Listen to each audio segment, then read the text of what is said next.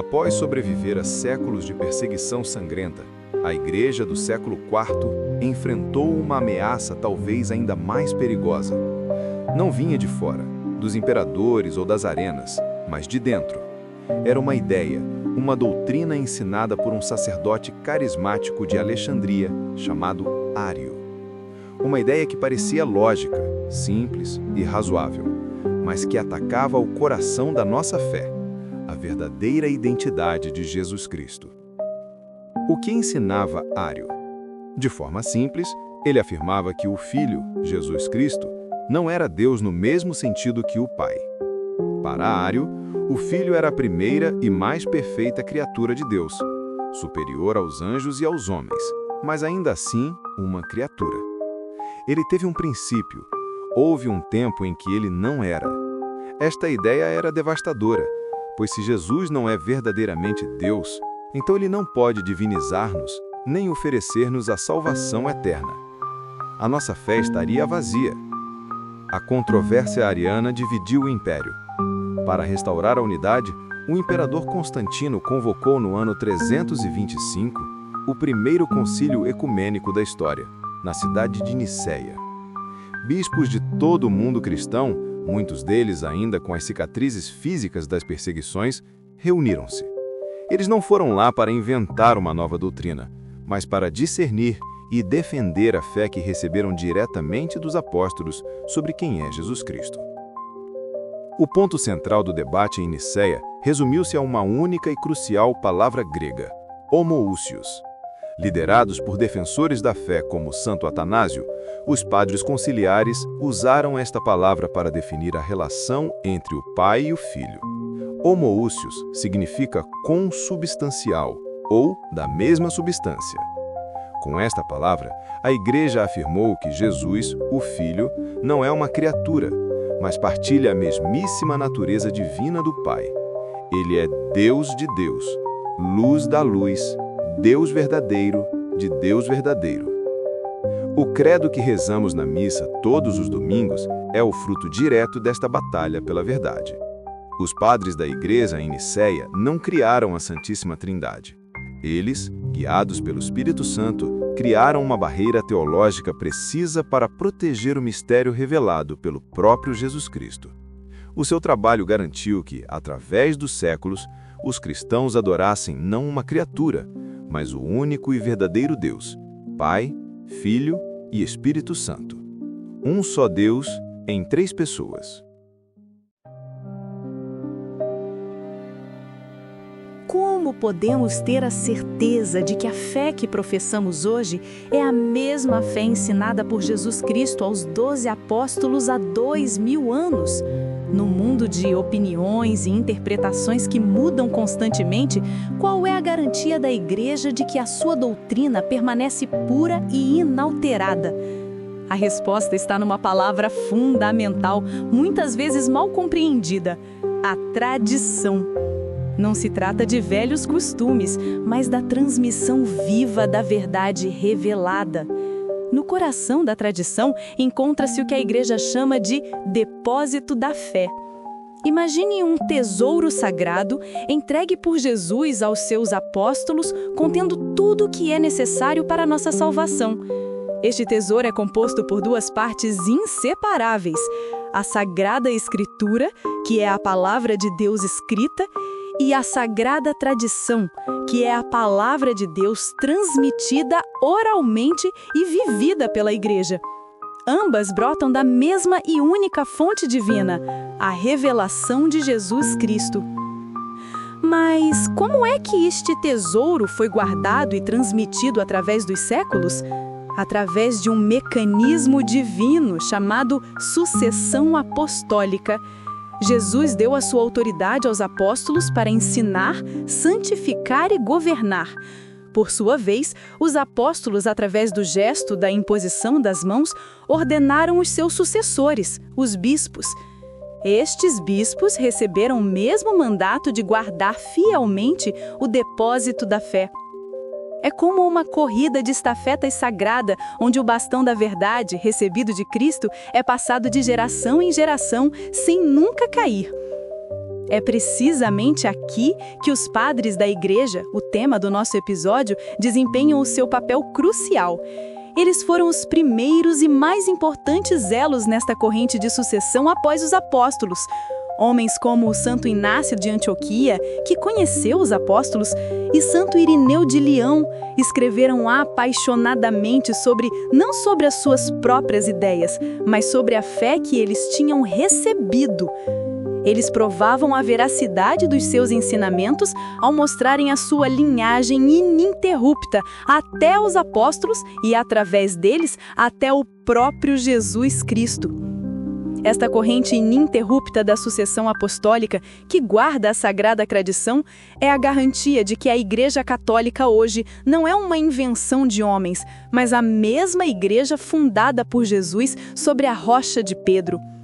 O magistério da Igreja, o Papa e os bispos em comunhão com ele, não cria novas verdades, mas com a ajuda do Espírito Santo prometido por Jesus, guarda e interpreta autenticamente este tesouro sagrado. A tradição é, portanto, a voz viva de Jesus a ecoar através da história, garantindo que a nossa fé é a mesma ontem, hoje e sempre.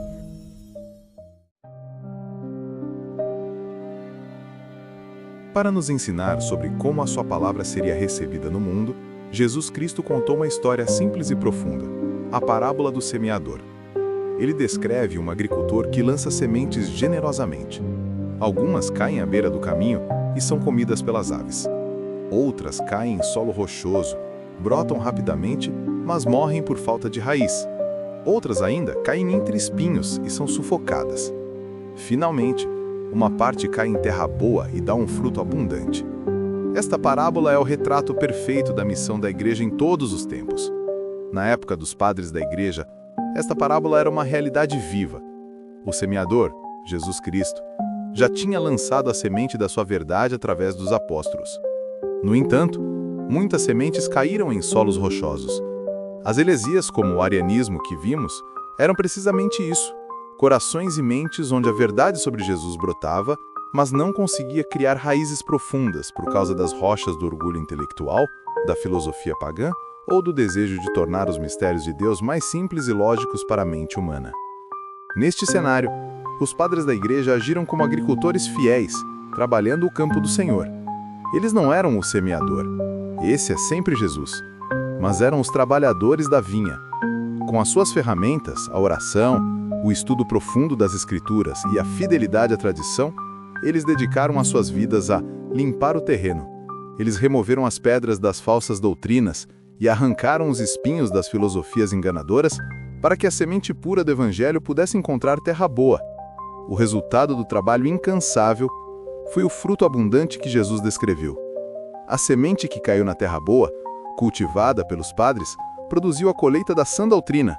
Os credos, as definições dos concílios e a compreensão clara da natureza de Jesus Cristo e da Santíssima Trindade são os 100, 60 e 30 frutos por um que eles nos legaram. Eles garantiram que a semente original, semeada por Cristo, não se perdesse e continuasse a alimentar o povo de Deus. Hoje, a parábola continua a nos interpelar. A Igreja, herdeira dos apóstolos e dos padres, continua a semear a palavra de Jesus. E nós?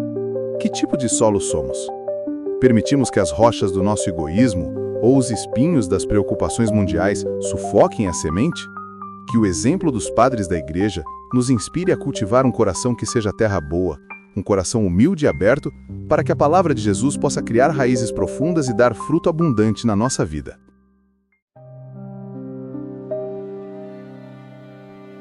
Na história da Igreja, poucos homens personificam a coragem e a perseverança como Santo Atanásio de Alexandria.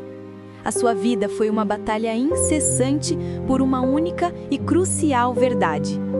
Viveu sob o lema que o imortalizou: Athanasius contra mundum, ou seja, Atanásio contra o mundo. Num tempo em que imperadores e até mesmo muitos bispos vacilavam, este leão da fé esteve disposto a enfrentar o mundo inteiro para defender a divindade do nosso Senhor, Jesus Cristo.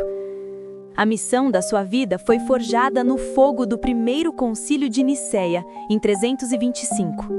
Ainda como um jovem diácono a acompanhar o seu bispo, a inteligência brilhante e a paixão ardente de Atanásio pela verdade sobre Jesus destacaram-se. Ele viu em primeira mão como a palavra homoousios, consubstancial, era a barreira essencial contra a heresia ariana. Ele dedicaria o resto dos seus dias a defender essa palavra, não por teimosia, mas porque compreendia que nela residia a essência da nossa salvação. A sua fidelidade teve um preço altíssimo. Após se tornar bispo de Alexandria, o poder político do império virou-se a favor dos arianos. Por se recusar a comprometer a fé de Nicéia e a aceitar Ário de volta à comunhão, Atanásio foi caluniado, perseguido e exilado não uma, mas 5 vezes. Foi expulso para Gália, para Roma e forçado a esconder-se nos desertos do Egito. Ele preferiu perder a sua catedral, a sua cidade e a sua liberdade a perder a verdade sobre Jesus Cristo. Os seus exílios, especialmente no deserto egípcio, não foram em vão. Vivendo entre os monges ascetas, como seu amigo Santo Antão, a sua teologia aprofundou-se com uma espiritualidade robusta. Foi no silêncio e na oração do deserto que ele escreveu algumas das suas obras mais importantes, incluindo a vida de Santo Antão, que se tornou um clássico espiritual. Ele ensinou à Igreja que a mais alta teologia sobre Deus não nasce apenas nos livros, mas num coração que arde de amor por Jesus Cristo. No final da sua longa e tumultuada vida, Atanásio pôde regressar à sua diocese e viu a fé de Nicéia a ser reafirmada. A verdade pela qual ele lutou, muitas vezes sozinho, acabou por triunfar. Santo Atanásio é um herói e doutor da Igreja porque nos mostra que a verdade não é determinada pela maioria ou pelo poder político. Ele é o eterno lembrete de que um só homem, cheio da graça de Jesus Cristo, pode, de fato, enfrentar o mundo e vencer.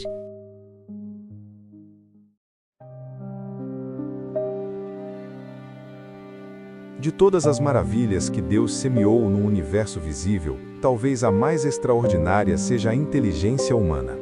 A capacidade de raciocinar, de criar a arte, de investigar os segredos do cosmos, é uma centelha do próprio Logos divino em nós. Mas os padres da Igreja compreenderam algo ainda mais profundo. Esta inteligência, por mais brilhante que seja, só atinge o seu verdadeiro potencial, a sua finalidade última, quando é iluminada por outra maravilha, a graça de Deus. No pensamento de muitos filósofos pagãos, a fé era vista como algo inferior, uma crença cega que anulava a razão. Os padres da Igreja, muitos deles gigantes intelectuais formados nas melhores escolas do Império, demonstraram o contrário. Eles ensinaram que a fé em Jesus Cristo não apaga a inteligência, mas purifica-a e eleva-a. A graça divina não nos torna menos racionais, torna-nos mais plenamente humanos, permitindo que a nossa inteligência contemple verdades que, por si só, jamais conseguiria alcançar. O exemplo perfeito desta fusão entre a inteligência e a graça é Santo Agostinho. Antes da sua conversão, a sua mente brilhante vagueava inquieta, procurando a verdade em todas as filosofias, da astrologia ao maniqueísmo, mas encontrava apenas becos sem saída. Foi só quando a sua inteligência se rendeu humildemente à verdade revelada em Jesus Cristo que ela verdadeiramente floresceu. A sua genialidade não foi diminuída, foi libertada, e ele tornou-se o maior filósofo e teólogo do seu tempo. Este princípio, de que a fé e a razão são como 2 asas com as quais o espírito humano se eleva para a contemplação da verdade, foi vivido por todos os grandes doutores da Igreja. São Gregório de Nazianzo, São Basílio, São Jerônimo. Eles usaram o melhor da filosofia, da retórica e da ciência do seu tempo não para diluir a fé, mas para a servir. Eles mostraram que a busca intelectual honesta, quando iluminada pela revelação de Jesus, leva inevitavelmente a um amor mais profundo por Deus. Esta maravilha da criação não é apenas para os gênios da teologia. Em cada um de nós, Deus plantou esta mesma centelha de inteligência. Somos chamados a usar os nossos talentos intelectuais, seja na ciência, na arte, no trabalho ou na família, não de forma separada da nossa fé, mas guiados por ela. Ao colocarmos a nossa inteligência ao serviço da verdade e do amor revelados por Jesus Cristo, permitimos que a graça de Deus a eleve, tornando o nosso pensamento e as nossas ações uma verdadeira obra de arte para a glória de Deus. Quando pensamos em lugares sagrados, as nossas mentes voam para Jerusalém, Belém ou Roma. Mas a geografia da nossa fé é também uma geografia do pensamento. A grande batalha pela compreensão de quem é Jesus Cristo não foi travada apenas nos concílios, mas nas mentes e nos corações dos padres da Igreja, em cidades que eram verdadeiras superpotências intelectuais. Duas delas destacam-se como os berços sagrados da teologia cristã: Alexandria, no Egito, e Antioquia, na Síria.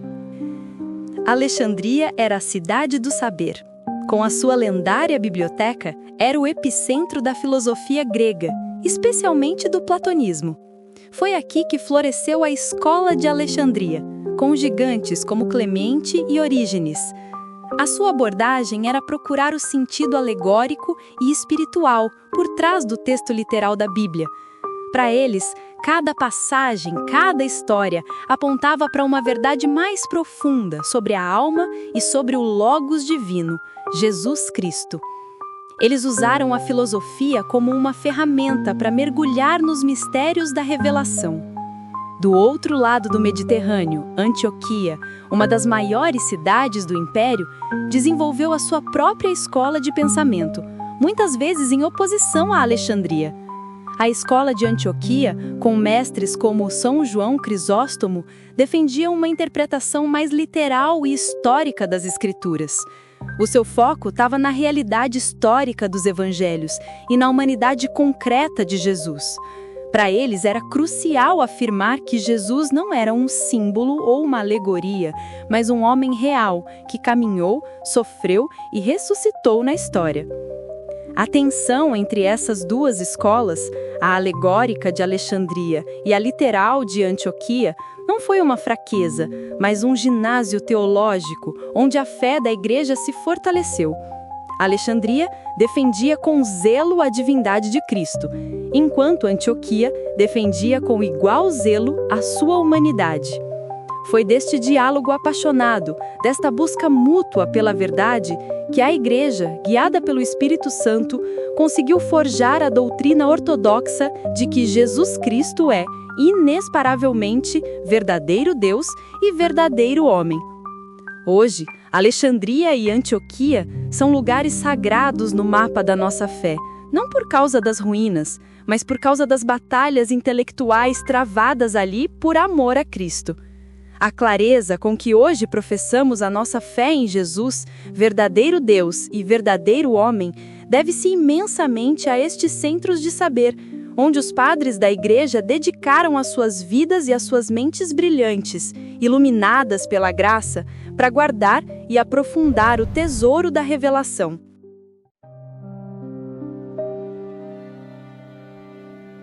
Muitas vezes, o mundo moderno tenta opor a fé e a inteligência, como se crer exigisse o sacrifício da razão. Os padres da Igreja, no entanto, mostraram-nos que a verdadeira fé cristã é precisamente o oposto.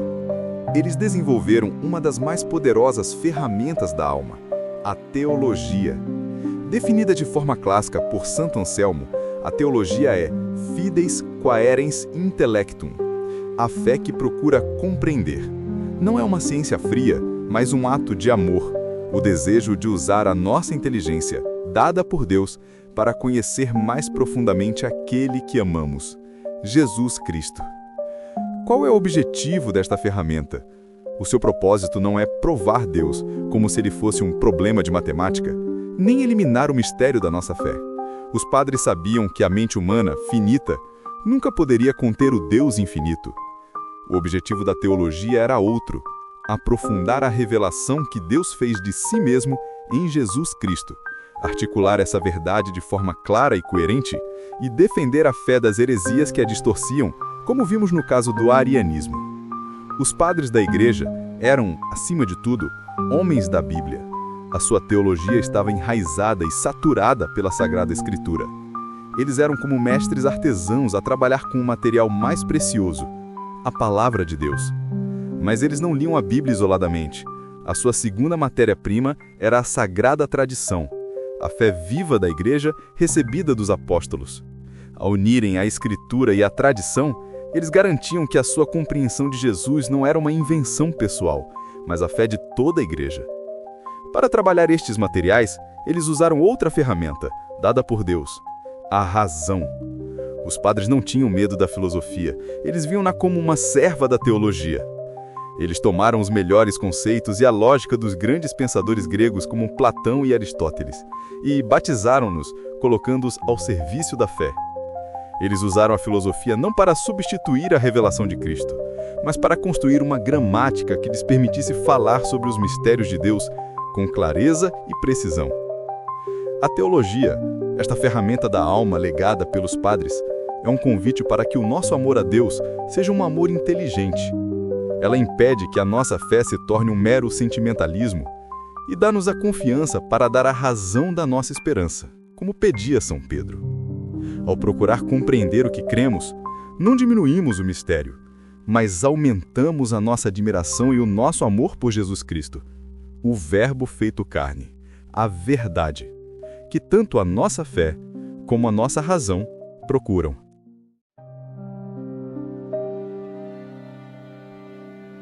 Muitas vezes, o mundo moderno tenta opor a fé e a inteligência, como se crer exigisse o sacrifício da razão. Os padres da Igreja, no entanto, mostraram-nos que a verdadeira fé cristã é precisamente o oposto. Eles desenvolveram uma das mais poderosas ferramentas da alma, a teologia. Definida de forma clássica por Santo Anselmo, a teologia é fides quaerens intellectum, a fé que procura compreender. Não é uma ciência fria, mas um ato de amor, o desejo de usar a nossa inteligência, dada por Deus, para conhecer mais profundamente aquele que amamos, Jesus Cristo. Qual é o objetivo desta ferramenta? O seu propósito não é provar Deus, como se ele fosse um problema de matemática, nem eliminar o mistério da nossa fé. Os padres sabiam que a mente humana, finita, nunca poderia conter o Deus infinito. O objetivo da teologia era outro, aprofundar a revelação que Deus fez de si mesmo em Jesus Cristo, articular essa verdade de forma clara e coerente e defender a fé das heresias que a distorciam, como vimos no caso do arianismo. Os padres da Igreja eram, acima de tudo, homens da Bíblia. A sua teologia estava enraizada e saturada pela Sagrada Escritura. Eles eram como mestres artesãos a trabalhar com o material mais precioso, a Palavra de Deus. Mas eles não liam a Bíblia isoladamente. A sua segunda matéria-prima era a sagrada tradição, a fé viva da Igreja recebida dos apóstolos. Ao unirem a Escritura e a tradição, eles garantiam que a sua compreensão de Jesus não era uma invenção pessoal, mas a fé de toda a Igreja. Para trabalhar estes materiais, eles usaram outra ferramenta, dada por Deus, a razão. Os padres não tinham medo da filosofia, eles viam-na como uma serva da teologia. Eles tomaram os melhores conceitos e a lógica dos grandes pensadores gregos como Platão e Aristóteles, e batizaram-nos, colocando-os ao serviço da fé. Eles usaram a filosofia não para substituir a revelação de Cristo, mas para construir uma gramática que lhes permitisse falar sobre os mistérios de Deus com clareza e precisão. A teologia, esta ferramenta da alma legada pelos padres, é um convite para que o nosso amor a Deus seja um amor inteligente. Ela impede que a nossa fé se torne um mero sentimentalismo e dá-nos a confiança para dar a razão da nossa esperança, como pedia São Pedro. Ao procurar compreender o que cremos, não diminuímos o mistério, mas aumentamos a nossa admiração e o nosso amor por Jesus Cristo, o Verbo feito carne, a verdade, que tanto a nossa fé como a nossa razão procuram. Existe uma experiência que une toda a humanidade em todas as épocas e culturas. Uma sensação de inquietação, de que algo está a faltar, mesmo quando temos tudo o que o mundo diz que nos fará felizes. Ninguém compreendeu e articulou esta busca tão profundamente como Santo Agostinho de Hipona. Na abertura da sua obra-prima, As Confissões, ele dirige-se a Deus com uma das frases mais famosas da história: Fizeste-nos para ti, Senhor, e o nosso coração anda inquieto, enquanto não descansar em ti. Estas não eram as palavras de um filósofo numa torre de marfim, eram o testemunho de uma vida. Antes da sua conversão, o jovem Agostinho procurou desesperadamente a felicidade em todos os lugares errados. Procurou-a no sucesso profissional como um famoso professor de retórica, na sabedoria das filosofias pagãs, como o maniqueísmo, e nos prazeres da carne.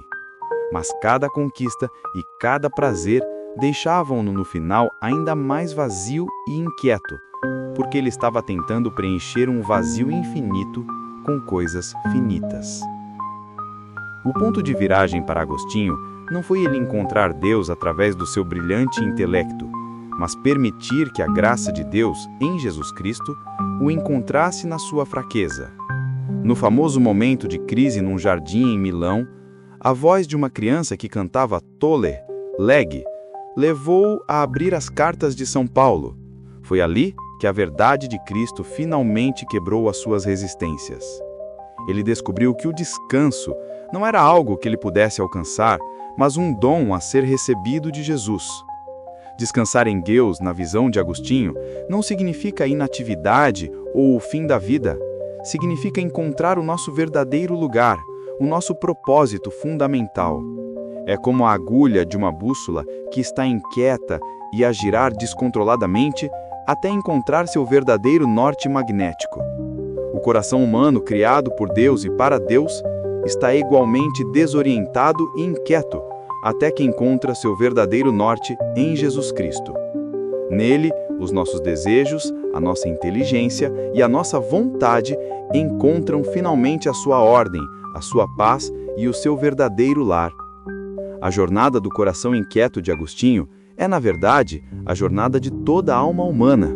A nossa busca moderna por propósito no trabalho, por satisfação nas posses ou por conexão nas redes sociais é a mesma busca que ele empreendeu. A sabedoria intemporal de Santo Agostinho aponta-nos para a única resposta. Os nossos corações foram feitos com um desejo infinito que só um amor infinito pode satisfazer. E esse amor tem um nome e um rosto: Jesus Cristo.